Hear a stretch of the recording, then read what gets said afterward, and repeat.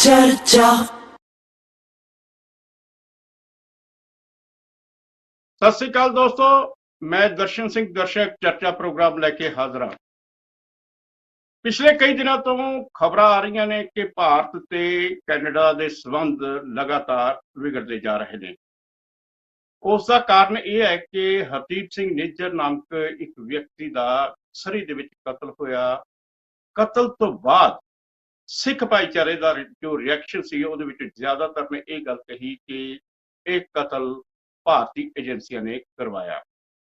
उस तो बाद जस्टिन ट्रूडो कैनेडा के प्रधानमंत्री दिल्ली भी आए तो उत्थे भी उन्होंने G20 के सम्मेलन दे विच ये गल कहने की कोशिश की कि भारतीय एजेंसियां कैनेडा दे विच दखलअंदाजी कर रही ने ते कैनेडा के एक नागरिक की उन्होंने हत्या की है। इस तो बाद जदों वो कैनेडा गए उन्होंने पार्लीमेंट के विच यही बयान दोहराया। उस तो बाद यह कशीदगी लगातार बढ़ती गई। कैनेडा ने भारतीय डिप्लोमेट नूं भेज दिता भारत ते हुक्म दिते भी चला जाए। इस तरीके इंडिया ने रिएक्शन दिता।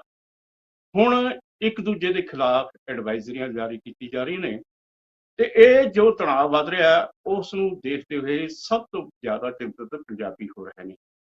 पंजाबी इस गल करके चिंतित हो रहे हैं क्योंकि वड्डी गिणती पंजाबियों की इस समय कैनेडा विच वसदी है ते वड्डी गिणती विच नौजवान पढ़न वास्ते उत्थे जा रहे हैं ते इसका जिहड़ा प्रभाव है जेकर पंजाबियों ते पिया तो इमीग्रेशन के कारोबार के उत्ते भी पिया।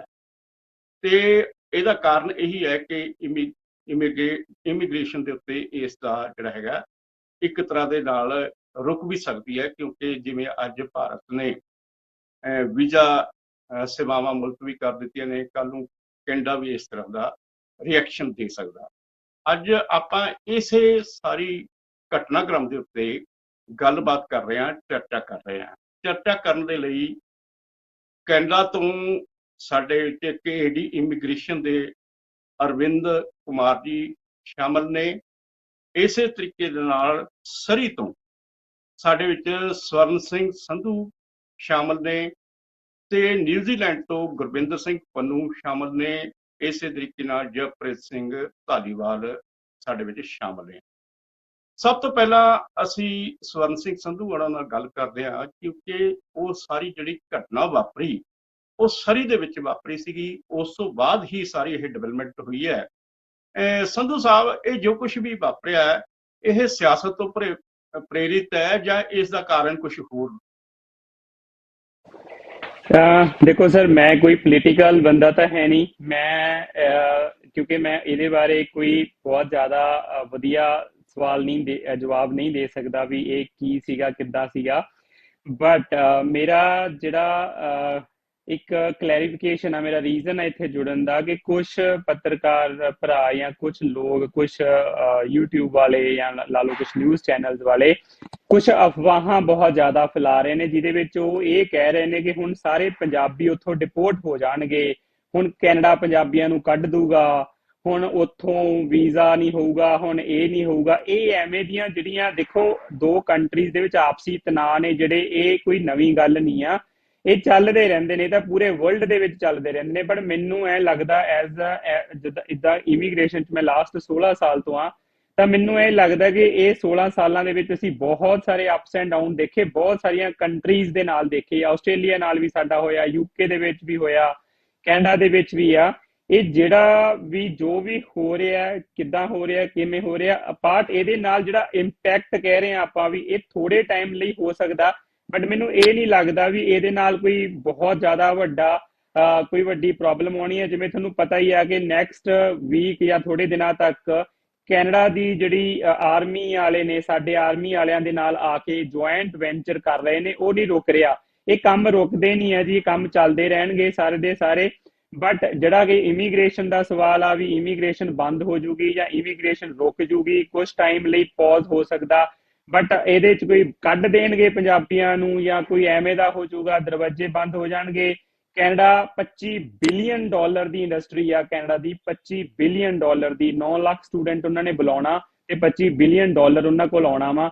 ਸੋ ਮੈਨੂੰ ਨਹੀਂ ਲੱਗਦਾ ਕਿ ਇਹ ਕੈਨੇਡਾ ਔਰ ਇੰਡੀਆ ਨੂੰ ਵੀ ਅੱਛਾ ਖਾਸਾ ਰੈਵਨਿਊ ਜਿਹੜੇ ਆਪਣੇ NRI ਵੀਰ ਨੇ ਉਹ ਇੱਧਰ ਲਿਆ ਕੇ ਦਿੰਦੇ ਨੇ। ਸੋ ਇੱਧਰੋਂ ਜਿੰਨਾ ਪੈਸਾ ਜਾਂਦਾ ਉਹਨਾਂ ਤੇ ਹੁਣ ਟੈਕਸ ਗਵਰਨਮੈਂਟ ਲੈਂਦੀ ਹੈ। ਸੋ ਇਹ ਜਿਹੜਾ ਮੇਰਾ ਕੰਸਰਨ ਆ ਜੀ ਇੱਥੇ ਉਹ ਇਹ ਹੈ ਕਿ ਬਹੁਤ ਜ਼ਿਆਦਾ ਇੰਪੈਕਟ ਨਹੀਂ ਪਊਗਾ ਔਰ ਐਵੇਂ ਦੀਆਂ ਖਬਰਾਂ ਨਾ ਦੇਣ ਮੇਰੇ ਭਰਾ ਕਿ ਹੁਣ ਡਿਪੋਰਟ ਕਰ ਦੇਣਗੇ ਪੰਜਾਬੀਆਂ ਨੂੰ। ਇਹਦੇ ਨਾਲ ਨਾ ਜਿਹੜੇ ਮਾਂ ਪਿਓ ਨੇ ਜਾਂ ਜਿਹੜੇ ਲੋਕ ਨੇ ਉਹਨਾਂ ਦੇ ਵਿੱਚ ਇੱਕ ਬੇਚੈਨੀ ਪੈਦਾ ਹੁੰਦੀ ਆ, ਅਨਨੈਸੈਸਰਲੀ ਇੱਕ ਉਹ ਘਬਰਾਹਟ ਪੈਦਾ ਹੋ ਰਹੀ ਹੈ ਐਵੇਂ ਦੀਆਂ ਖਬਰਾਂ ਸੁਣ ਕੇ ਕਿ ਹੁਣ ਉੱਥੋਂ ਪੰਜਾਬੀਆਂ ਨੂੰ ਡਿਪੋਰਟ ਕਰ ਦਿੱਤਾ ਜਾਊਗਾ।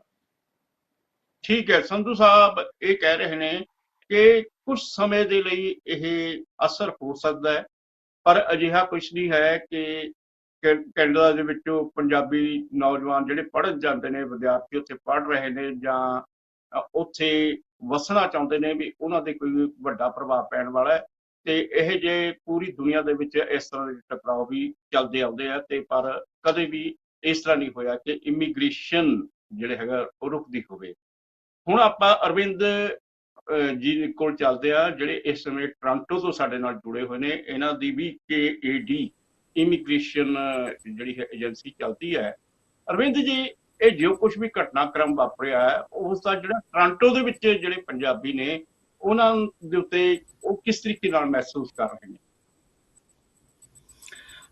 देखिए, ऐसा है कि ये कुछ एक लोगों के द्वारा ये किया जा रहा है। वैसे मोस्टली जो पंजाबी कम्युनिटीज़ है उन पे कोई ज़्यादा फर्क नहीं पड़ेगा इस चीज़ का, और ना ही कुछ एक ऐसे एलिमेंट्स हैं जिनके द्वारा हो रहा है तो हमारे डिप्लोमेटिक रिलेशंस में कोई ज़्यादा असर नहीं पड़ेगा। जैसे कि अभी इन्होंने कहा, immigration is a very booming industry और इसमें ऐसा कोई फर्क नहीं पड़ेगा। और ये डिप्लोमेटिक रिलेशंस हैं, चलती रहती है खटास थोड़ी बहुत, पर ultimately every country is dependent upon each other. तो ऐसा नहीं, हमारे बायलैटरल एग्रीमेंट्स भी हैं और इंटरनेशनल स्फीयर में तो ये थोड़ी बहुत खींचतान तो चलती रहती है, but it does not going to have any impact upon the immigration and specially on the Punjabi community from Punjab.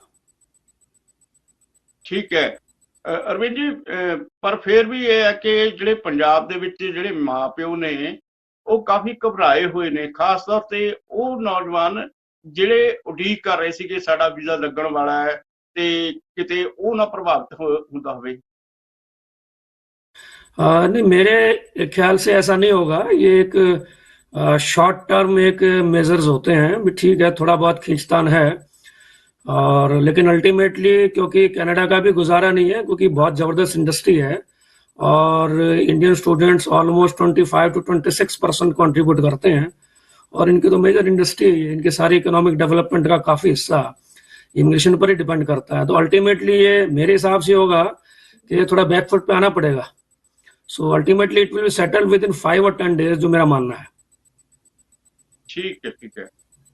Gurvinder Singh ਜਿਹੜੇ ਕਿ ਇਸ ਸਮੇਂ ਨਿਊਜ਼ੀਲੈਂਡ ਬੈਠੇ ਨੇ ਪਰ ਇਮੀਗ੍ਰੇਸ਼ਨ ਨੂੰ ਬਹੁਤ ਨਜ਼ਦੀਕੀ ਨਾਲ ਦੇਖਦੇ ਆ। ਇਹਨਾਂ ਦਾ master studio of English language ਇਹ ਚਲਾਉਂਦੇ ਆ। ਪੰਨੂ ਸਾਹਿਬ, ਤੁਸੀਂ ਨਿਊਜ਼ੀਲੈਂਡ ਦੇ ਵਿੱਚ ਬੈਠੇ ਹੋ, ਖਾਸ ਤੌਰ ਤੇ ਤੁਹਾਡੇ ਸੰਬੰਧ ਤਾਂ ਪੰਜਾਬ ਦੇ ਲੋਕਾਂ ਨਾਲ ਵੀ ਹੈਗੇ ਆ, ਤੇ ਪੰਜਾਬ ਦੇ ਲੋਕ ਕਿਸ ਤਰੀਕੇ ਨਾਲ ਤੁਹਾਨੂੰ ਕਾਲ ਵਗੈਰਾ ਵੀ ਆਉਂਦੀ ਹੋਣਗੇ, ਕਿਵੇਂ ਚਿੰਤਤ ਨਜ਼ਰ ਆ ਰਹੇ ਆ?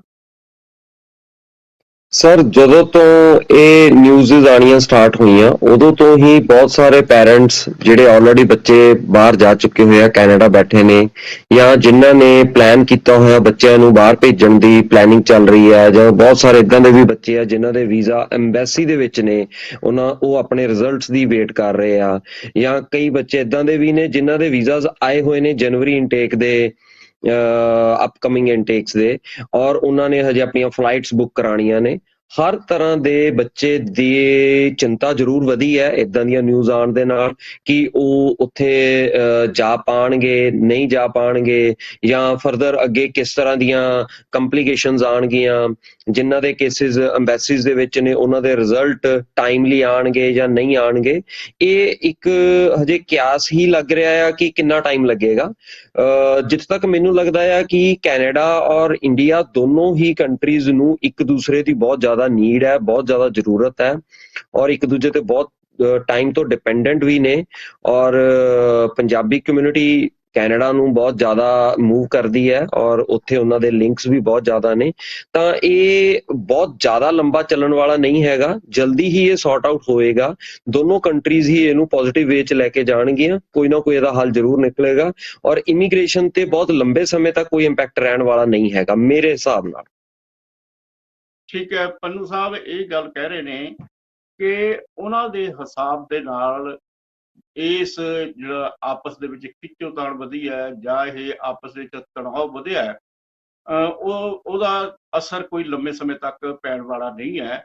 ਪਰ ਫਿਰ ਵੀ ਪੰਜਾਬ ਦੇ ਵਿੱਚ ਖਾਸ ਤੌਰ ਤੇ ਤੁਹਾਨੂੰ ਪਤਾ ਹੀ ਹੈ ਕਿ ਹੁਣ ਹਰ ਘਰ ਦੇ ਵਿੱਚੋਂ, ਹਰ ਦੂਜੇ ਤੀਜੇ ਘਰ ਦੇ ਵਿੱਚੋਂ ਕੈਨੇਡਾ ਪੜ੍ਹਨ ਵਾਸਤੇ ਜਾਂਦੇ ਨੇ, ਤੇ ਹਰੇਕ ਪੰਜਾਬੀ ਨੌਜਵਾਨ ਜਾਂ ਸਿੱਖ ਬੱਚੇ ਦਾ ਇਹੀ ਸੁਪਨਾ ਹੁੰਦਾ ਹੈ ਕਿ ਅਸੀਂ ਕੈਨੇਡਾ ਜਾ ਕੇ ਵਸੀਏ, ਉੱਥੇ ਦੀ PR ਹਾਸਲ ਕਰੀਏ। ਉਹਦਾ ਕਾਰਨ ਇਹ ਹੈ ਕਿ ਸਿੱਖਾਂ ਨੇ, ਪੰਜਾਬੀਆਂ ਨੇ ਕੈਨੇਡਾ ਦੇ ਵਿੱਚ ਬਹੁਤ ਜ਼ਿਆਦਾ ਆਪਣਾ ਪ੍ਰਭਾਵ ਕਾਇਮ ਕੀਤਾ ਹੋਇਆ ਹੈ। ਇਹ ਗੱਲਬਾਤ ਹੁਣ ਜਾਰੀ ਰਹੂਗੀ। ਇਸ ਸਮੇਂ ਇੱਕ ਬ੍ਰੇਕ ਦਾ ਸਮਾਂ ਹੋ ਰਿਹਾ ਹੈ, ਲੈਂਦੇ ਹਾਂ ਇੱਕ ਬ੍ਰੇਕ। ਚਰਚਾ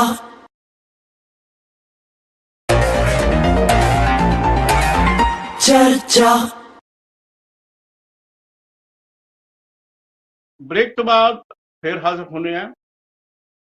ਆਪਾਂ ਸੰਧੂ ਸਾਹਿਬ ਨਾਲ ਗੱਲ ਕੀਤੀ, ਅਰਵਿੰਦ ਜੀ ਨਾਲ ਗੱਲ ਕੀਤੀ ਹੈ ਤੇ ਗੁਰਵਿੰਦਰ ਸਿੰਘ ਪੰਨੂ ਉਹਨਾਂ ਨਾਲ ਵੀ ਗੱਲ ਕੀਤੀ ਹੈ। ਇਹ ਇਸ ਸਮੇਂ ਵਿਦੇਸ਼ਾਂ ਵਿੱਚ ਬੈਠੇ ਨੇ। ਖਾਸ ਤੌਰ ਤੇ ਸੰਧੂ ਸਾਹਿਬ ਤਕਰੀਬਨ 1.5 ਦਹਾਕੇ ਤੋਂ ਸਰੀ ਵਿੱਚ ਇਮੀਗ੍ਰੇਸ਼ਨ ਦਾ ਕੰਮ ਕਰ ਰਹੇ ਨੇ। ਇਸੇ ਤਰੀਕੇ ਨਾਲ ਅਰਵਿੰਦ ਜੀ ਵੀ ਟੋਰਾਂਟੋ ਦੇ ਵਿੱਚ ਬੈਠ ਕੇ ਇਮੀਗ੍ਰੇਸ਼ਨ ਦਾ ਕੰਮ ਕਰਦੇ ਆ ਰਹੇ ਨੇ, ਤੇ ਇਹਨਾਂ ਨੂੰ ਬਹੁਤ ਬਰੀਕੀ ਨਾਲ ਪਤਾ ਹੈ ਕਿ ਆਖਰਕਾਰ ਜੇ ਕੁਛ ਇਸ ਤਰੀਕੇ ਦੇ ਨਾਲ ਜੇ ਤਣਾਅ ਵੱਧਦਾ ਵੀ ਹੈ ਤੇ ਉਹਦਾ ਕੋਈ ਜ਼ਿਆਦਾ ਅਸਰ ਹੁੰਦਾ ਨਹੀਂ ਹੈ।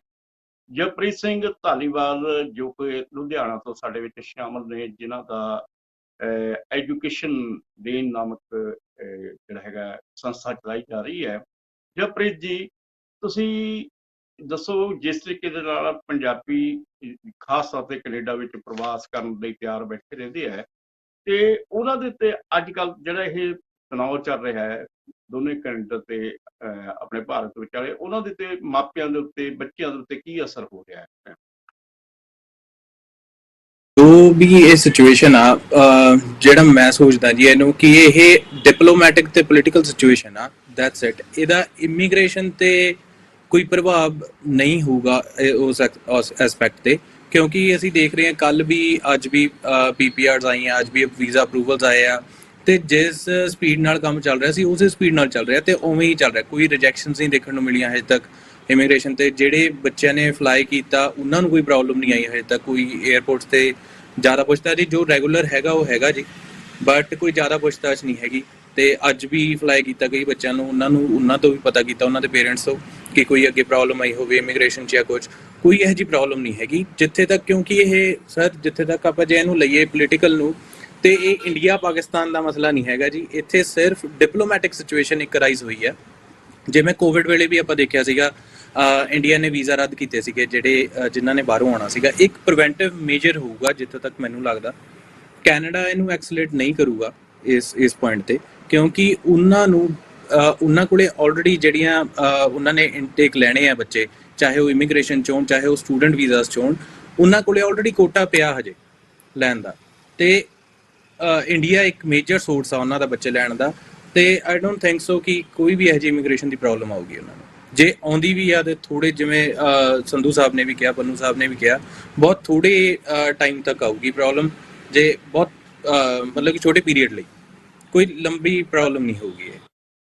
ਧਾਲੀਵਾਲ, ਤੁਹਾਡਾ ਕਹਿਣ ਦਾ ਮਤਲਬ ਇਹ ਹੈ ਕਿ ਇਸ ਸਮੇਂ ਪਹਿਲਾਂ ਹੀ ਜਿਨ੍ਹਾਂ ਲੋਕਾਂ ਨੇ ਅਪਲਾਈ ਕੀਤਾ ਹੋਇਆ ਹੈ ਉਹਨਾਂ ਨੂੰ ਵੀ ਇਸ ਗੱਲ ਦੀ ਕਾਫੀ ਚਿੰਤਾ ਸੀਗੀ ਕਿ ਕਿਤੇ ਉਹਨਾਂ ਦੇ ਜਿਹੜੇ ਹੈਗੇ ਵੀਜ਼ੇ ਰੁਕ ਨਾ ਜਾਣ ਜਾਂ ਕੈਨੇਡਾ ਸਰਕਾਰ ਵੱਲੋਂ ਰੱਦ ਨਾ ਕਰ ਦਿੱਤੇ ਜਾਣ, ਵੀ ਇਹੋ ਜਿਹਾ ਕੁਝ ਹੋਣ ਵਾਲਾ ਨਹੀਂ ਹੈ। ਇੱਥੇ ਤੱਕ ਮੈਨੂੰ ਲੱਗਦਾ ਕਿ ਨਹੀਂ ਹੋਊਗਾ ਇਹੋ ਜਿਹਾ ਕੁਝ, ਕਿਉਂਕਿ ਕੈਨੇਡਾ ਵੱਲੋਂ ਸਿਰਫ ਇੰਡੀਆ ਨੇ ਪ੍ਰੀਵੈਂਟਿਵ ਮੇਜਰ ਲਏ ਆ ਕਿ ਉੱਥੋਂ ਕੋਈ ਇਹੋ ਜਿਹੇ ਐਲੀਮੈਂਟਸ ਇੱਥੇ ਨਾ ਜਾਣ ਜਿਹੜਾ ਇੰਡੀਆ ਨੂੰ ਆ ਕੇ ਤੰਗ ਕਰਨ। ਜਾਂ ਇੱਕ ਜਿਹੜੀ ਕੰਪਨੀ ਸੀਗੀ BLS ਇੰਟਰਨੈਸ਼ਨਲ, ਜਿਹੜੀ ਉਹਨਾਂ ਦੇ ਵੀਜ਼ਾਸ ਨੂੰ ਦੇਖਦੀ ਆ, ਉਹਨੇ ਅੱਜ ਨੋਟੀਫਾਈ ਕੀਤਾ ਸੀਗਾ ਕਿ ਅਸੀਂ ਵੀਜ਼ਾਸ ਨਹੀਂ ਲਵਾਂਗੇ। ਉਹ ਹੋ ਸਕਦਾ ਕਿ ਪ੍ਰੀਵੈਂਟਿਵ ਮੇਜਰਸ ਹੋਣ, ਹੋ ਸਕਦਾ ਕੋਈ ਇੰਟਰਨਲ ਮੇਜਰਸ ਹੋਣ, ਬਟ ਜੋ ਵੀ ਹੈਗਾ ਡਿਪਲੋਮੈਟਿਕ ਸਿਚੁਏਸ਼ਨ ਆ ਜੀ, ਕਿਉਂਕਿ ਇੰਡੀਆ 'ਚ ਵੀ ਹੁਣ ਵੋਟ ਇਲੈਕਸ਼ਨਸ ਆਉਣ ਵਾਲੀਆਂ, ਕੈਨੇਡਾ 'ਚ ਵੀ ਸੇਮ ਹੀ ਹਾਲ ਆ ਜੀ। ਤੇ G20 ਸਮਿਟ ਹਜੇ ਹੁਣ ਹੋ ਕੇ ਹਟਿਆ 4-5 ਦਿਨ ਪਹਿਲਾਂ, 10 ਦਿਨ ਪਹਿਲਾਂ, ਜਦੋਂ ਜੇ ਕੋਈ ਪ੍ਰੋਬਲਮ ਹੁੰਦੀ ਉੱਥੇ ਅਰਾਈਜ਼ ਹੁੰਦੀ ਜੀ। ਤੋ ਜਿੱਥੇ ਤੱਕ ਮੈਨੂੰ ਲੱਗਦਾ ਜੀ ਇਹ ਪੋਲੀਟੀਕਲ ਸਿਚੁਏਸ਼ਨ ਆ ਕਿ ਇਮੀਗ੍ਰੇਸ਼ਨ ਤੇ ਇਹਦਾ ਕੋਈ ਇਫੈਕਟ ਨਹੀਂ ਖਾਸ ਪਊਗਾ ਜੀ। ਸੰਧੂ ਸਾਹਿਬ, ਜਿਵੇਂ ਹੁਣ ਤੁਸੀਂ ਧਾਲੀਵਾਲ ਸਾਹਿਬ ਦੀ ਗੱਲ ਸੁਣੀ ਹੈ, ਕੈਨੇਡਾ ਦੇ ਵਿੱਚ ਵੀ ਜਿਹੜਾ ਹੈਗਾ ਇਲੈਕਸ਼ਨ ਸਿੱਧੇ ਨੇ, ਤੇ ਦੂਜੇ ਪਾਸੇ ਭਾਰਤ ਵਿੱਚ ਵੀ ਇਲੈਕਸ਼ਨ ਸਿਰ ਦਿੱਤੇ ਹੈ। ਜਿਹੜਾ ਟਰੂਡੋ ਸਾਹਿਬ ਦਾ ਬਿਆਨ ਹੈ ਉਹਦਾ ਤਾਂ ਉਹਨਾਂ ਨੂੰ ਲਾਭ ਹੋ ਸਕਦਾ ਹੈ, ਪਰ ਭਾਰਤ ਨੂੰ ਜੇਕਰ ਕੈਨੇਡਾ ਦੇ ਨਾਲ ਉਹ ਸੰਬੰਧ ਵਿਗਾੜਦੇ ਆ ਤਾਂ ਉਹਦਾ ਕੋਈ ਜ਼ਿਆਦਾ ਫਾਇਦਾ ਨਹੀਂ ਹੋ ਸਕਦਾ। ਉਹਦਾ ਕਾਰਨ ਇਹ ਵੀ ਹੈ ਕਿ ਜਿਹੜੇ ਸਿੱਖ ਨੇ ਉਹ ਹੁਣ ਜੇਕਰ ਭਾਰਤੀ ਜਨਤਾ ਪਾਰਟੀ ਨਾਲ ਜੁੜ ਰਹੇ ਨੇ, ਉਹ ਟੁੱਟ ਵੀ ਸਕਦੇ ਆ। ਸੰਧੂ ਸਾਹਿਬ, ਇਹਦੇ ਪਿੱਛੇ ਕੋਈ ਸਿਆਸੀ ਕਾਰਨ ਵੀ ਹੈ? ਸਰ ਇਹ ਨਾ ਮਤਲਬ ਬਹੁਤ ਮੁਸ਼ਕਲ ਆ। ਆਪਣੀ ਅਸੀਂ ਤੇ ਬਹੁਤ ਇੱਕ ਲੈਵਲ ਨਹੀਂ ਆ ਆਪਣਾ ਪੋਲਿਟਿਕਸ ਦੇ ਵਿੱਚ, ਬਿਕੋਜ਼ ਪੋਲਿਟਿਕਸ ਇੱਕ ਬਹੁਤ ਵੱਡਾ ਸਮੁੰਦਰ ਆ। ਸੋ ਬਹੁਤ ਵਧੀਆ ਗੱਲ ਆ ਅਗਰ ਤੁਸੀਂ ਬਹੁਤ ਹੀ ਕਿਸੇ ਹੰਡੇ ਹੋਏ ਸਿਆਸਤਦਾਨ ਤੋਂ ਇਹ ਵਾਲਾ ਕੁਐਸਚਨ ਪੁੱਛੋਗੇ। ਬਟ ਹਾਂਜੀ, ਜਿਹੜੀ ਕਰੰਟ ਸਿਚੁਏਸ਼ਨ ਦੇ ਉੱਪਰ ਸਰ ਮੈਂ ਤੁਹਾਨੂੰ ਜਿਹੜਾ ਵੀ ਤੁਸੀਂ ਕੋਈ ਕੁਐਸਚਨ ਪੁੱਛੋਗੇ ਦੇ ਸਕਦਾ। ਬਟ ਮੈਨੂੰ ਐ ਲੱਗਦਾ ਜੀ ਕਿ ਜਿਹੜੀਆਂ ਵੀ ਜਿੱਦਾਂ ਇਹ ਜਿਵੇਂ ਹੁਣੇ ਭਾਜੀ ਬੋਲ ਕੇ ਹਟਿਆ ਕਿ ਇਹ ਪੋਲੀਟੀਕਲ ਮਤਲਬ ਇਹ ਇਸ ਲੈਵਲ ਦਾ ਨਹੀਂ। ਹੁਣ ਤੁਸੀਂ ਇਹ ਦੇਖੋ ਵੀ ਸੇਮ ਸਿਚੁਏਸ਼ਨ ਤਾਂ ਸਾਡੀ ਇੰਗਲੈਂਡ ਦੇ ਨਾਲ ਵੀ ਚੱਲ ਰਹੀ ਆ, ਔਰ ਸੇਮ ਸਿਚੁਏਸ਼ਨ ਚਾਈਨਾ ਦੀ ਕੈਨੇਡਾ ਦੇ ਨਾਲ ਵੀ ਚੱਲ ਰਹੀ ਆ। ਔਰ ਚਾਈਨਾ ਦੇ ਸਭ ਤੋਂ ਵੱਧ ਲੋਕ ਨੇ ਜਿਹੜੇ ਕੈਨੇਡਾ ਦੇ ਵਿੱਚ ਜਾ ਕੇ ਜ਼ਮੀਨ ਪ੍ਰਾਪਰਟੀਆਂ ਬਿਜ਼ਨਸ ਆਪਣੇ ਕਰ ਰਹੇ ਨੇ, ਜਦੋਂ ਕਿ ਬਹੁਤ ਦੇਰ ਦੀ ਚਾਈਨਾ ਐਂਡ ਕੈਨੇਡਾ ਦੀ ਆਪਸ ਵਿੱਚ ਖਿੱਚੋਤਾਣ ਚੱਲ ਰਹੀ ਆ। ਕਿਹੜਾ ਕੰਟਰੀ ਆ ਜਿਹੜਾ ਕੰਟਰੀ ਦੇ ਦੂਜੀ ਕੰਟਰੀ ਦੇ ਨਾਲ ਨਹੀਂ ਕੁਛ ਨਾ ਕੁਛ ਪੋਲੀਟੀਕਲ ਜਾਂ ਡਿਪਲੋਮੈਟਿਕ ਸੰਬੰਧ ਖਰਾਬ ਨਹੀਂ ਹੈਗੇ? ਬਹੁਤ ਹੀ ਰੇਅਰ ਕੈਨੇਡਾ ਤੇ ਅਮਰੀਕਾ ਪਿੱਛੇ ਜੇ ਆਪਸ ਵਿੱਚ ਟਕਰਾ ਕੇ ਹਟੇ ਨੇ ਕੋਵਿਡ ਤੋਂ ਬਾਅਦ, ਹਨਾ। ਸੋ ਇਹ ਚੱਲਦੀਆਂ ਰਹਿੰਦੀਆਂ ਜੀ ਇਹ ਸਿਚੁਏਸ਼ਨ। ਇਹ ਪੋਲੀਟੀਕਲ ਆ ਕਿ ਕੀ ਆ, ਇਹਦੇ ਵਿੱਚ ਕਿਸੇ ਵੀ ਜਿਹੜੀਆਂ ਜਿਵੇਂ ਇਲੈਕਸ਼ਨਸ ਆਪਾਂ ਗੱਲ ਕਰਦੇ ਹਾਂ ਵੀ ਉਧਰ ਵੀ ਹੋ ਰਹੀਆਂ ਇੱਧਰ ਵੀ ਹੋ ਰਹੀਆਂ। ਸੋ ਦੇਖੋ, ਅਗਰ ਅਸੀਂ ਕਹੀਏ ਵੀ ਟਰੂਡੋ ਨੂੰ ਫਾਇਦਾ ਹੋ ਸਕਦਾ, ਟਰੂਡੋ ਨੂੰ ਨੁਕਸਾਨ ਵੀ ਹੋ ਸਕਦਾ। ਉੱਥੇ ਹੋਰ ਵੀ ਬਹੁਤ ਕਮਿਊਨਿਟੀਜ਼ ਨੇ। ਅਗਰ ਮੈਂ ਗੱਲ ਕਰਾਂ ਕਿ ਇੰਡੀਆ, ਜਿਵੇਂ ਆਪਾਂ ਬਹੁਤ ਸਾਰੇ ਲੋਕਾਂ ਨੂੰ ਨਾ ਇੱਕ ਗਲਤ ਫਹਿਮੀ ਆ ਕਿ ਕੈਨੇਡਾ ਪੰਜਾਬੀਆਂ ਨਾਲ ਜਾਂ ਇੰਡੀਅਨ ਨਾਲ ਭਰਿਆ ਪਿਆ ਵਾ, ਉੱਥੇ ਤਾਂ ਸਾਰੇ ਪੰਜਾਬੀ ਹੋਈ ਨੇ, ਉੱਥੇ ਤਾਂ ਆ ਹੋ ਜਾਊਗਾ। ਮੈਂ ਤੁਹਾਨੂੰ ਇਹ ਦੱਸਣਾ ਚਾਹੁੰਦਾ ਕਿ ਕੈਨੇਡਾ ਦੀ ਪਾਪੂਲੇਸ਼ਨ 4 ਕਰੋੜ ਆ। 4 ਕਰੋੜ ਦੀ ਪਾਪੂਲੇਸ਼ਨ ਦੇ ਵਿੱਚ ਟੋਟਲ 5% ਸਿਰਫ ਇੰਡੀਅਨ ਨੇ। ਇੰਡੀਅਨ ਦੀ ਗੱਲ ਕਰ ਰਿਹਾ ਮੈਂ, ਪੰਜਾਬੀਆਂ ਦੀ ਗੱਲ ਕਰ ਰਿਹਾ, ਇੰਡੀਅਨ, ਜਿਹਦੇ ਵਿੱਚ 2-2.5% ਸਿਰਫ ਪੰਜਾਬੀ ਹੋਣਗੇ। ਸੋ 97, ਅਗਰ ਅਸੀਂ ਕਹੀਏ ਵੀ 2% ਕੀ ਹੋਈ ਵਿਗਾੜ ਲੈਣਗੇ ਮਤਲਬ ਉੱਥੇ ਜਾ ਕੇ, ਜਦੋਂ ਕਿ 90 ਮੈਂ ਕਹਿੰਦਾ ਇੰਡੀਆ ਹੀ ਕੱਢ ਦੋ ਤਾਂ 95% ਨੇ ਜਿਹੜੇ ਲੋਕ ਨੇ ਉਹ ਅਲੱਗ ਲੋਕ ਨੇ ਉੱਥੇ। ਸੋ ਐਵੇਂ ਦੀ ਵਿਨ ਸਿਚੁਏਸ਼ਨ ਆ ਦੋਨਾਂ ਲਈ। ਕੈਨੇਡਾ ਨੂੰ ਕੋਈ ਬਹੁਤ ਜ਼ਿਆਦਾ ਫਾਇਦਾ ਨਹੀਂ ਹੋਣਾ ਇੰਡੀਆ ਨਾਲ ਪੰਗਾ ਲੈ ਕੇ, ਕਿਉਂਕਿ ਇੰਡੀਆ ਇੱਕ ਬਹੁਤ ਵੱਡੀ ਕੰਟਰੀ ਆ, ਇੰਡੀਆ ਬਹੁਤ ਗਰੋਇੰਗ ਕੰਟਰੀ ਆ, ਔਰ ਇੰਡੀਆ ਬਹੁਤ ਵਧੀਆ ਤਰੀਕੇ ਨਾਲ ਗਰੋ ਕਰ ਰਿਹਾ। ਸੋ ਮੈਨੂੰ ਨਹੀਂ ਲੱਗਦਾ ਕਿ ਕੈਨੇਡਾ ਨੂੰ ਕੋਈ ਬੈਨੀਫਿਟ ਹੋਊਗਾ, ਔਰ ਇੰਡੀਆ ਨੂੰ ਕੋਈ ਫਰਕ ਵੀ ਨਹੀਂ ਪੈਣਾ ਇਹਦੇ ਨਾਲ ਅਗਰ ਉਹ ਕੈਨੇਡਾ ਉਹਨਾਂ ਦੇ ਬੱਚੇ ਨਹੀਂ ਜਾਂਦੇ। ਸੋ ਇਹ ਜਿਹੜੀ ਸਿਚੁਏਸ਼ਨ ਆ, ਮੈਨੂੰ ਇਹ ਲੱਗਦਾ ਕਿ ਦੋਨੋਂ ਕੰਟਰੀਜ਼ ਦੇ ਜਿਹੜੇ ਵਧੀਆ ਵਿਦਵਾਨ ਨੇ ਉਹਨਾਂ ਨੂੰ ਇਹ ਖਤਮ ਕਰ ਦੇਣੀਆਂ ਚਾਹੀਦੀਆਂ ਨੇ, ਇਹ ਵਾਲੀਆਂ ਜਿਹੜੀਆਂ ਨੇ ਸਿਆਣਪ ਨਾਲ ਕਰਕੇ, ਕਿਉਂਕਿ ਇਹਦੇ ਨਾਲ ਫਾਇਦਾ ਕਿਸੇ ਦਾ ਵੀ ਨਹੀਂ। ਔਰ ਜਿਵੇਂ ਭਾਜੀ ਨੇ ਦੱਸਿਆ ਵੀ ਇਹ ਕੋਈ ਇੰਡੀਆ ਪਾਕਿਸਤਾਨ ਵਾਲੀ ਲੜਾਈ ਜਾਂ ਉਹਨਾਂ ਦੀ ਕੋਈ ਬਾਰਡਰ ਦੀ ਲੜਾਈ ਨਹੀਂ ਹੈ। ਇਹ ਕੋਈ ਥੋੜੇ ਜਿਹੇ ਮਤਭੇਦ ਨੇ, ਉਹ ਤੇ ਹਸਬੈਂਡ ਵਾਈਫ ਚ ਹੋ ਜਾਂਦੇ ਆ, ਪਿਓ ਪੁੱਤ ਦੇ ਵਿੱਚ ਹੋ ਜਾਂਦੇ ਆ। ਇਹ ਕੋਈ ਬਹੁਤ ਵੱਡੀ ਗੱਲ ਨਹੀਂ। ਬਟ ਉਹ ਥੋੜੇ ਦਿਨਾਂ ਬਾਅਦ ਐ ਤਾਂ ਇਹ ਨਹੀਂਗਾ ਵੀ ਉਹ ਇੱਕ ਦੂਜੇ ਨੂੰ ਪਿਓ, ਆਪਣੇ ਪੁੱਤ ਨਿਕਲ ਜਾਂਦਾ ਤੇ ਗੁਆਂਢੀਆਂ ਨੂੰ ਜਾ ਕੇ ਕਹਿੰਦਾ ਤੂੰ ਮੈਨੂੰ ਪਿਓ ਬਣਾ ਲਾ ਤੇ ਮੇਰਾ ਤਾਂ ਪਿਓ ਖਰਾਬ ਆ।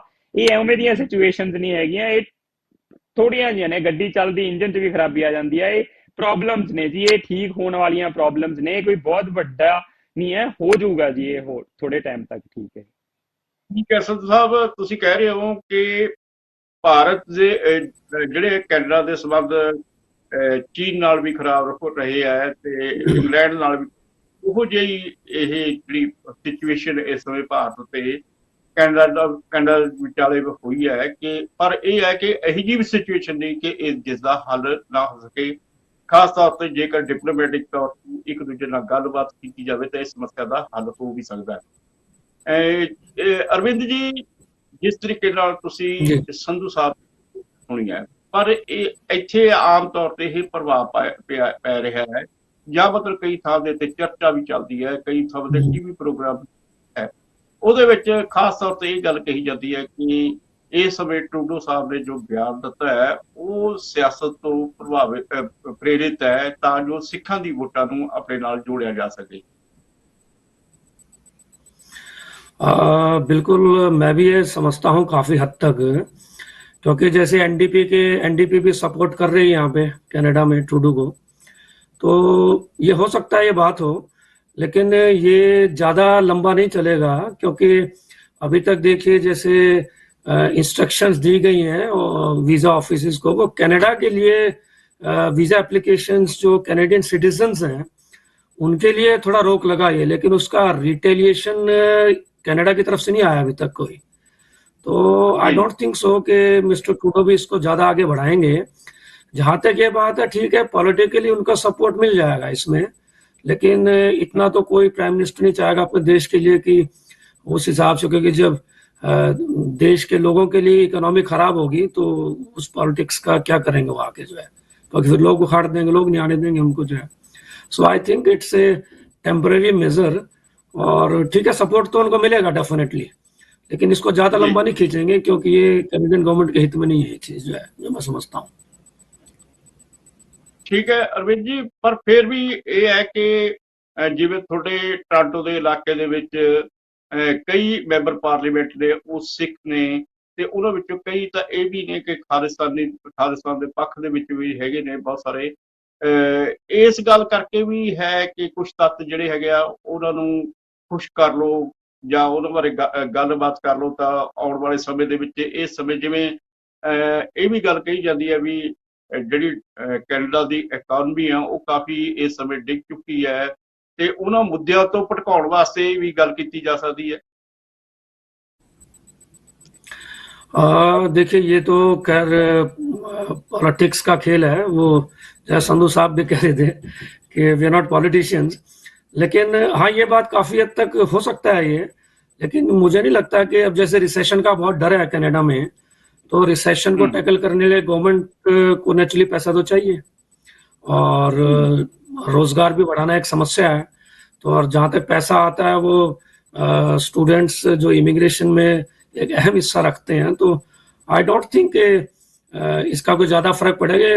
मैं अपने हिसाब से मैं सोचता हूँ कि पॉलिटिकल एक जो है एक हथियार हो सकता है मिस्टर ट्रूडो के लिए, कि ठीक है अभी let it be go on for some time, क्योंकि इंडिया ने जैसे रिटेलिएट किया है, ये कैनेडियन गवर्नमेंट रिटेलिएट नहीं कर रही अब तक जो है, क्योंकि इसको पता है रिटेलिएशन करते क्या होगा, स्टूडेंट्स हमारे कनाडा की जगह यूएस से जाने लग जाएंगे, तो इट हार्डली मैटर्स। तो अल्टीमेटली जो नुकसान होगा वो कनाडा को ही होगा।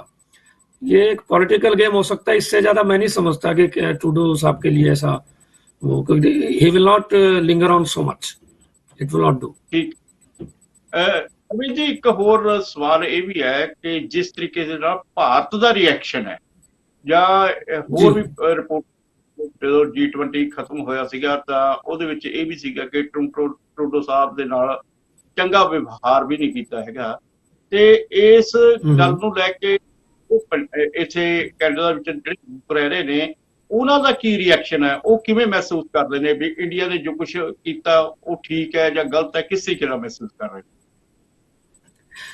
देखिए, यहाँ तो कनाडा में भी काफी लोग ये समझते हैं कि जैसे हम भी अपने सर्कल में बात करते हैं कि मिस्टर ट्रूडो को इतना आगे नहीं जाना चाहिए था, कि without any facts, without any evidence आप किसी कंट्री को ये कह रहे हैं कि यहाँ के गवर्नमेंट के एजेंट से काम कर रहे हैं।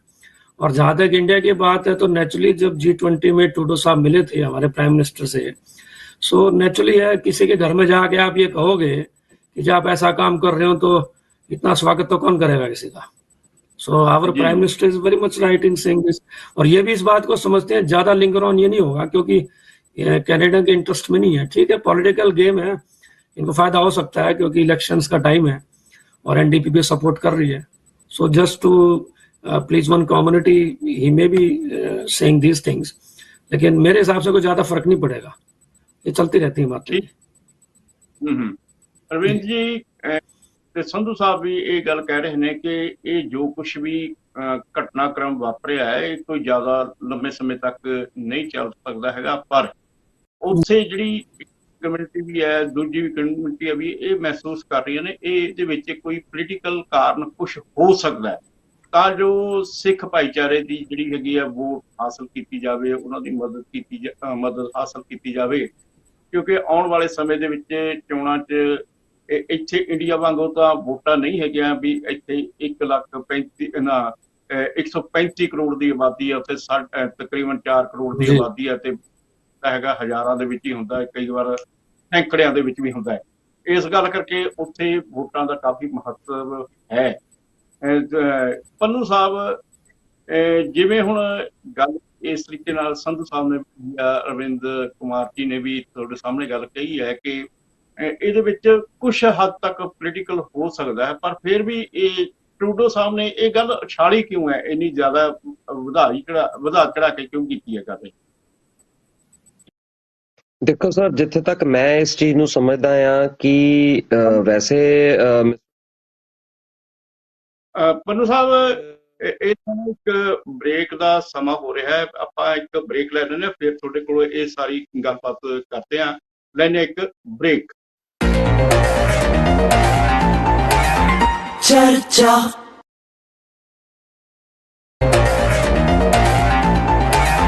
ਚਰਚਾ ਬ੍ਰੇਕ ਤੋਂ ਬਾਅਦ ਫਿਰ ਹਾਜ਼ਰ ਹੁੰਦੇ ਆ। ਨਿਊਜ਼ੀਲੈਂਡ ਤੋਂ ਸਾਡੇ ਵਿੱਚ ਗੁਰਵਿੰਦਰ ਸਿੰਘ ਪੰਨੂ ਜੁੜੇ ਹੋਏ ਨੇ, ਉਹਨਾਂ ਨਾਲ ਗੱਲਬਾਤ ਚੱਲ ਰਹੀ ਸੀ ਕਿਉਂਕਿ ਉਹ ਪੰਜਾਬ ਦੇ ਵਿੱਚ ਜਿਹੜੇ ਬੱਚੇ ਕੈਨੇਡਾ ਜਾਣਾ ਚਾਹੁੰਦੇ ਨੇ ਜਾਂ ਜਿਨ੍ਹਾਂ ਦੇ ਮਾਪਿਓ ਵੀ ਇਹ ਚਾਹ ਰਹੇ ਕਿ ਸਾਡੇ ਬੱਚੇ ਉੱਥੇ ਜਾਣ, ਉਹਨਾਂ ਦੇ ਸੰਪਰਕ ਦੇ ਵਿੱਚ ਨੇ ਤੇ ਖੁਦ ਵੀ ਉਹ ਇੰਡੀਆ ਦੇ ਵਿੱਚ ਵੀ ਇਸੇ ਤਰੀਕੇ ਦੇ ਨਾਲ ਇਮੀਗ੍ਰੇਸ਼ਨ ਦਾ ਕੰਮ ਵੀ ਕਰਦੇ ਆ। ਪੰਨੂ ਸਾਹਿਬ, ਜਿਸ ਤਰੀਕੇ ਦੇ ਨਾਲ ਜਿਹੜਾ ਹੈਗਾ, ਮੈਂ ਤੁਹਾਡੇ ਨਾਲ ਪਹਿਲਾਂ ਵੀ ਸਵਾਲ ਕੀਤਾ ਕਿ ਇਹਦੇ ਵਿੱਚ ਕੁਝ ਪੋਲੀਟੀਕਲ ਕਾਰਨ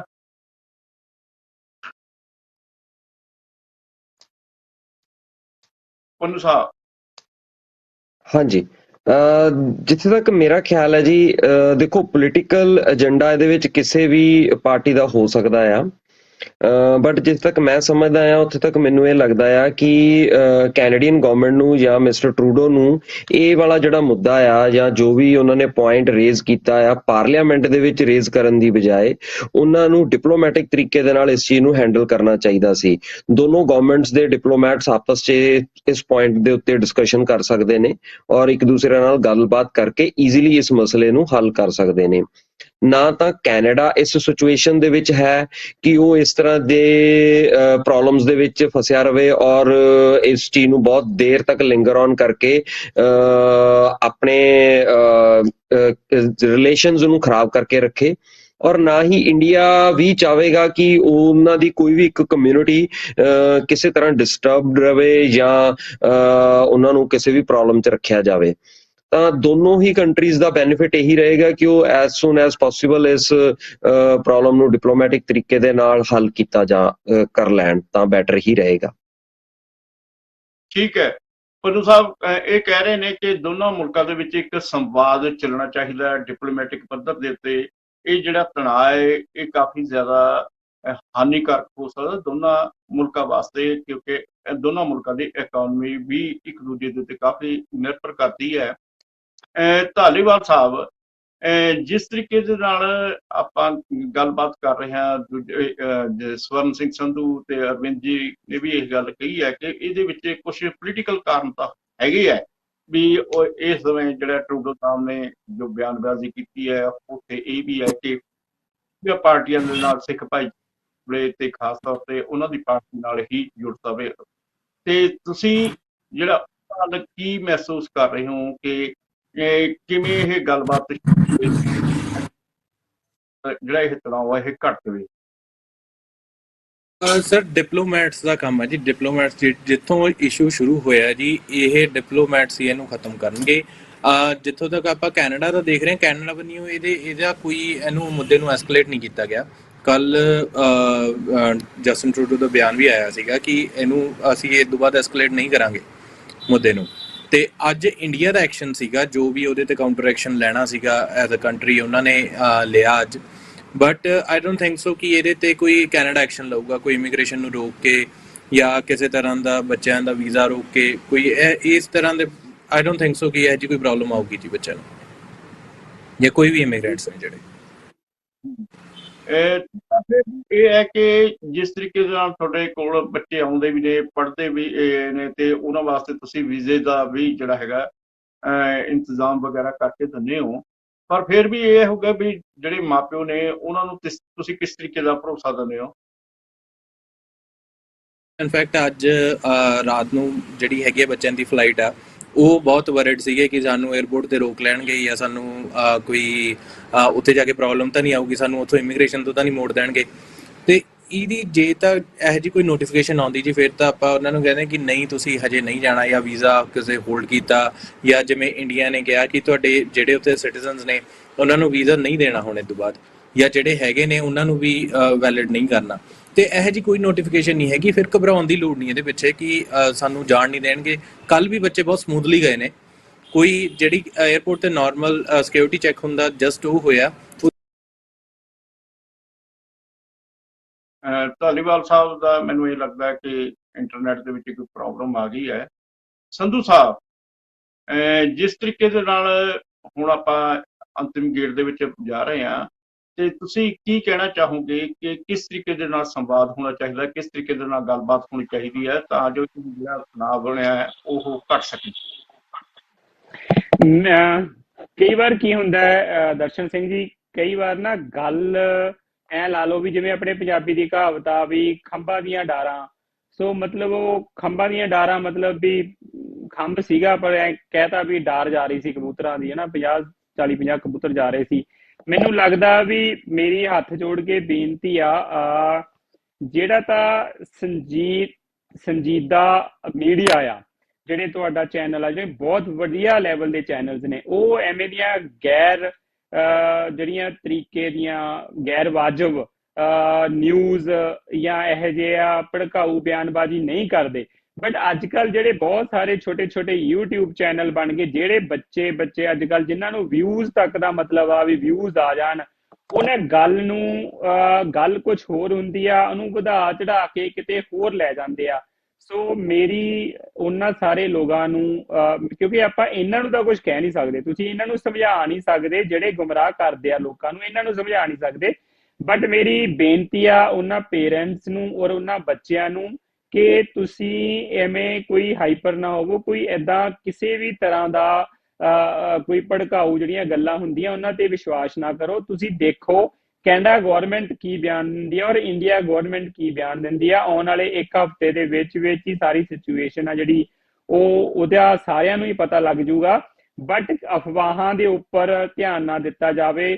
ਹੁਣ ਮੈਂ ਕਿੰਨੇ ਸਾਰੇ YouTube ਦੇ ਉੱਪਰ ਦੇਖ ਰਿਹਾ ਸੀਗਾ, ਹੁਣ ਹੋਊਗਾ ਪੰਜਾਬੀਆਂ ਤੇ ਪੰਜਾਬੀ। ਮੈਨੂੰ ਇਹ ਨਹੀਂ ਸਮਝ ਆਉਂਦੀ ਕਿ ਪੰਜਾਬੀ ਉਧਰ ਹੈਗੇ ਕਿੰਨੇ ਨੇ। ਕੀ ਦਰਸ਼ਨ ਸਿੰਘ ਜੀ ਮੈਨੂੰ ਇਹ ਦੱਸਿਓ ਵੀ ਉੱਥੇ ਇਕੱਲੇ ਪੰਜਾਬੀ ਹੋਈ ਨੇ ਕੈਨੇਡਾ ਦੇ ਵਿੱਚ ਪੜ੍ਹਨ ਜਾਂਦੇ ਨੇ ਜਿਹੜੇ ਉੱਥੇ? ਐ ਕਿਉਂ ਨਹੀਂ ਕਦੇ ਸੁਣਿਆ ਵੀ ਹੁਣ ਮਹਾਰਾਸ਼ਟਰ ਵਾਲਿਆਂ ਨੂੰ ਕੱਢੂਗੀ ਕੈਨੇਡਾ ਗਵਰਨਮੈਂਟ, ਹੁਣ ਗੁਜਰਾਤ ਵਾਲਿਆਂ ਨੂੰ ਕੱਢੂਗੀ ਕੈਨੇਡਾ ਗਵਰਨਮੈਂਟ, ਜਾਂ ਹੁਣ ਕੇਰਲਾ ਵਾਲਿਆਂ ਨੂੰ ਕੱਢੂਗੀ ਕੈਨੇਡਾ ਗਵਰਨਮੈਂਟ? ਸੋ ਮਤਲਬ ਉਹਦਾ ਇੰਡੀਅਨ ਹੀ ਨੇ। ਇਹ ਗੱਲ ਕੋਈ ਇੰਡੀਆ ਦੀ ਨਾਲ ਚੱਲ ਰਹੀ ਹੈ ਨਾ, ਇਹ ਪੰਜਾਬ ਦੇ ਕੋਈ ਆਪਣੇ ਭਗਵੰਤ ਮਾਨ ਸਰਦਾਰ ਜੀ ਦਾ ਤੇ ਕੋਈ ਟਰੂਡੋ ਦਾ ਤਾਂ ਰੌਲਾ ਹੈ ਨਹੀਂ ਨਾ। ਇਹ ਤੇ ਇੰਡੀਆ ਐਂਡ, ਤਾਂ ਇੰਡੀਆ ਦੇ ਵਿੱਚ ਫਿਰ ਕੱਲਾ ਪੰਜਾਬ ਹੀ ਕਿਉਂ ਆ ਰਿਹਾ ਵੀ ਪੰਜਾਬੀ ਕੱਢ ਦੇਣਗੇ, ਪੰਜਾਬੀਆਂ ਨੂੰ ਹੁਣ ਧੱਕੇ ਮਾਰੂਗਾ ਕੈਨੇਡਾ, ਹੁਣ ਪੰਜਾਬੀ ਡਿਪੋਰਟ ਹੋ ਜਾਣਗੇ, ਹੁਣ ਪੰਜਾਬੀਆਂ ਨਾਲ ਆਹ ਹੋ ਜੂ, ਪੰਜਾਬੀਆਂ ਨਾਲ ਜੱਗੋ 13ਵੀਂ ਹੋ ਜੂ।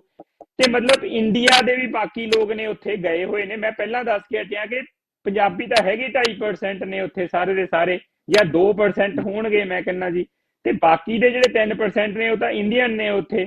ਸੋ ਬਾਕੀਆਂ ਨੂੰ ਨਾ ਤੁਸੀਂ ਸੁਣਿਆ ਨਹੀਂ ਹੋਣਾ ਰੌਲਾ ਕਦੇ ਪਾਇਆ ਹੋਇਆ ਵੀ ਕੇਰਲਾ ਕੌਣ ਨਹੀਂ ਗਿਆ ਹੋਇਆ, ਉੱਥੇ ਸਾਰੇ ਗਏ ਹੋਏ ਨੇ। ਜਦੋਂ ਚਲੋ ਇਹਨੂੰ ਅਗਰ ਮੈਂ ਮੁੱਦੇ ਦੀ ਛੱਡ ਕੇ ਗੱਲ ਕਰਾਂ, ਵੈਸੇ ਵੀ ਤੁਸੀਂ ਇਸ ਮੁੱਦੇ ਤੋਂ ਪਹਿਲਾਂ ਵੀ ਦੇਖੋ ਕਿ ਜਦੋਂ ਵੀ ਕੋਈ ਵੀਡੀਓ ਆਉਂਦੀ ਸੀ, ਕੋਈ ਫੋਟੋ ਆਉਂਦੀ ਸੀ, ਉੱਥੇ ਦੀਆਂ ਬੇਸਮੈਂਟਾਂ ਦੇ ਵਿੱਚ ਵੀਡੀਓ ਦਿਖਾਈਆਂ ਜਾਂਦੀਆਂ ਸੀ, ਉਹ ਪੰਜਾਬੀਆਂ ਦੀਆਂ ਦਿਖਾਈਆਂ ਜਾਂਦੀਆਂ ਸੀ, ਕਿਸੇ ਚੀਨੇ ਦਾ ਤਾਂ ਦਿਖਾਇਆ ਨਹੀਂ ਕਦੇ ਕਿਸੇ ਨੇ। ਪੰਜਾਬੀ ਵਿਰੋਧੀ ਲੌਬੀ ਆ ਜਿਹੜੀ, ਉਹ ਹਮੇਸ਼ਾ ਹੀ ਇਸ ਪੱਖ ਵਿੱਚ ਰਹਿੰਦੀ ਆ ਵੀ ਕਿਹੜਾ ਤਰੀਕਾ ਲੱਭੇ ਕਿ ਪੰਜਾਬੀਆਂ ਨੂੰ ਬਦਨਾਮ ਕੀਤਾ ਜਾਵੇ। ਸੋ ਇਹ ਇੰਡੀਆ ਐਂਡ ਕੈਨੇਡਾ ਦੇ ਵਿੱਚ ਆਪਸੀ ਛੋਟੇ ਮੋਟੇ ਮਤਭੇਦ ਨੇ, ਜਿਹਨੂੰ ਦੋਨੋਂ ਸਰਕਾਰਾਂ ਨੇ ਨਿਪਟਾ ਲੈਣਾ।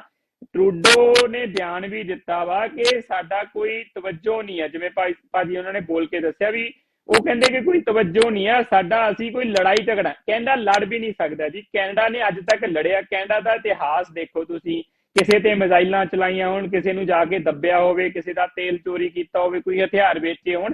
ਸ਼ਾਂਤ ਕੰਟਰੀ ਆ, ਹੋਇਆ ਜਿਹੜਾ ਕੁਛ ਉਹ ਹੋ ਗਿਆ, ਬਟ ਉਹ ਖਤਮ ਹੋ ਜਾਊਗਾ।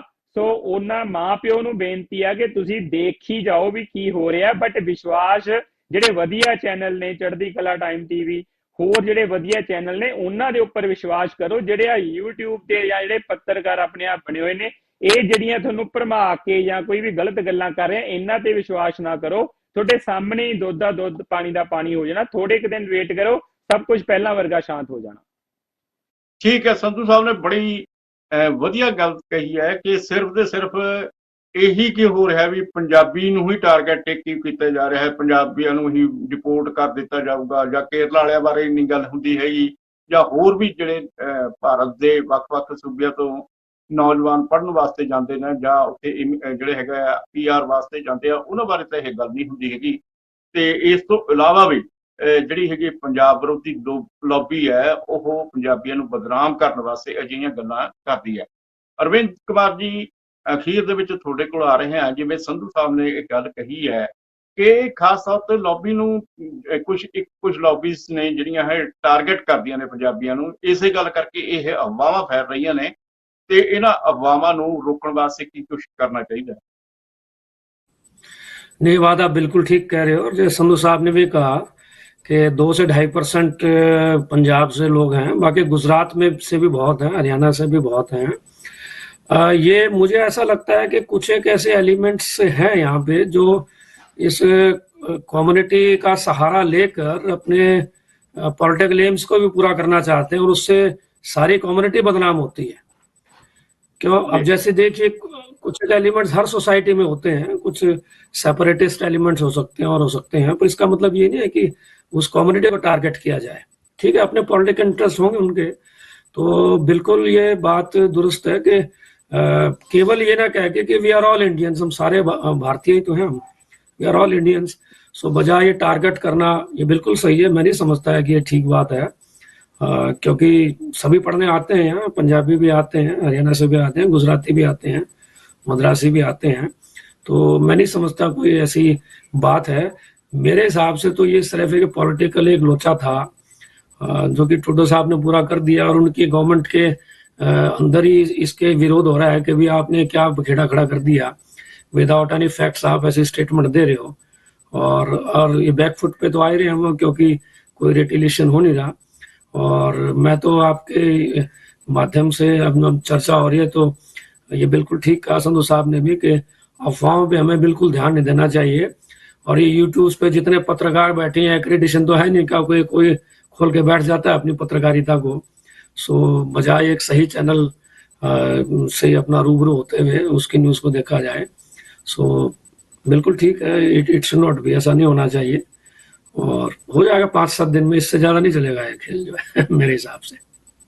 ਅਰਵਿੰਦ ਜੀ, ਇੱਕ ਹੋਰ ਵੀ ਗੱਲ ਹੈ ਕਿ ਜਿਸ ਤਰੀਕੇ ਦੇ ਨਾਲ ਸੋਸ਼ਲ ਮੀਡੀਆ ਦੇ ਉੱਤੇ ਗਲਤ ਪ੍ਰਚਾਰ ਹੋ ਰਿਹਾ ਹੈ, ਤੇ ਇਸ ਗਲਤ ਪ੍ਰਚਾਰ ਨੂੰ ਰੋਕਣ ਦੇ ਲਈ ਜਿਸ ਤਰੀਕੇ ਨਾਲ ਇੱਥੇ ਗੁਰਦੁਆਰਾ ਸਾਹਿਬਾਨ ਨੇ ਜਾਂ ਹੋਰ ਵੀ ਸਿੱਖ ਕਮਿਊਨਿਟੀ ਨਾਲ ਸੰਬੰਧਿਤ ਜਥੇਬੰਦੀਆਂ ਨੇ, ਪੰਜਾਬੀਆਂ ਨਾਲ ਜਿਹੜੀਆਂ ਸੰਬੰਧਿਤ ਜਥੇਬੰਦੀਆਂ ਨੇ, ਉਹਨਾਂ ਵੱਲੋਂ ਵੀ ਕੋਈ ਸੋਸ਼ਲ ਮੀਡੀਆ ਦੇ ਉੱਤੇ ਇੱਕ ਕੰਪੇਨ ਨਹੀਂ ਚਲਾਉਣੀ ਚਾਹੀਦੀ ਜਿਹੜੇ ਇਹ ਅਫਵਾਹਾਂ ਦੇ ਖਿਲਾਫ? बिल्कुल ठीक कह रहे हो जी आप, और चलाने भी चाहिए।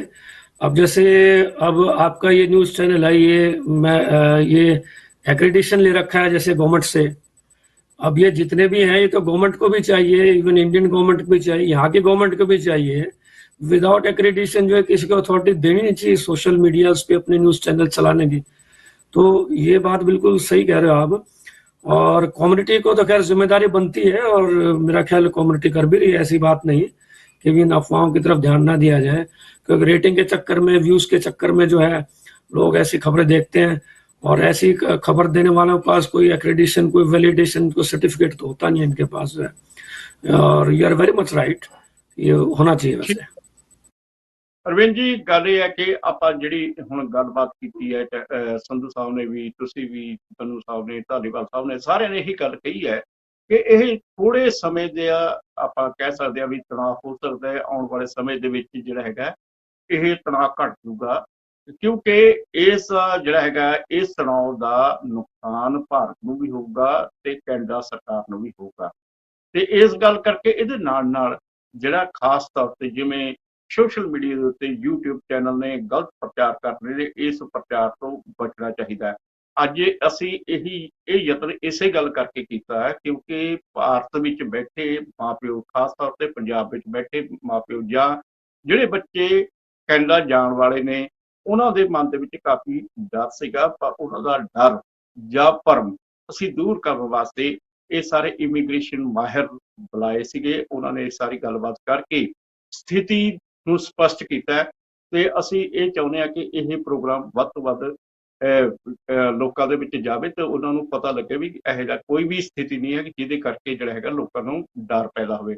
ਸੰਧੂ ਸਾਹਿਬ, ਧਾਲੀਵਾਲ ਸਾਹਿਬ, ਪੰਨੂ ਸਾਹਿਬ ਤੇ ਅਰਵਿੰਦ ਕੁਮਾਰ ਜੀ, ਤੁਸੀਂ ਇਸ ਚਰਚਾ ਦੇ ਵਿੱਚ ਸ਼ਾਮਲ ਹੋਏ, ਤੁਹਾਡਾ ਬਹੁਤ ਬਹੁਤ ਧੰਨਵਾਦ। ਤੁਸੀਂ ਵਧੀਆ ਵਿਚਾਰ ਦਿੱਤੇ ਤੇ ਨਾਲ ਨਾਲ ਸਾਡੇ ਦਰਸ਼ਕਾਂ ਦਾ ਵੀ ਬਹੁਤ ਬਹੁਤ ਧੰਨਵਾਦ ਜਿਹੜੇ ਉਹ ਇਸ ਪ੍ਰੋਗਰਾਮ ਦੇ ਵਿੱਚ ਸ਼ਾਮਲ ਹੁੰਦੇ ਨੇ ਤੇ ਅੱਗੇ ਤੋਂ ਅੱਗੇ ਇਹ ਸਾਰੀ ਗੱਲਬਾਤ ਨੂੰ ਤੋਰਦੇ ਨੇ। ਕੱਲ੍ਹ ਨੂੰ ਫੇਰ ਕਿਸੇ ਨਵੇਂ ਵਿਸ਼ੇ ਦੇ ਨਾਲ ਤੁਹਾਡੇ ਰੂਬਰੂ ਹੋਵਾਂਗੇ। ਉਦੋਂ ਤੱਕ ਮੈਨੂੰ ਦਿਓ ਆਗਿਆ। ਸਤਿ ਸ਼੍ਰੀ ਅਕਾਲ। ਚਰਚਾ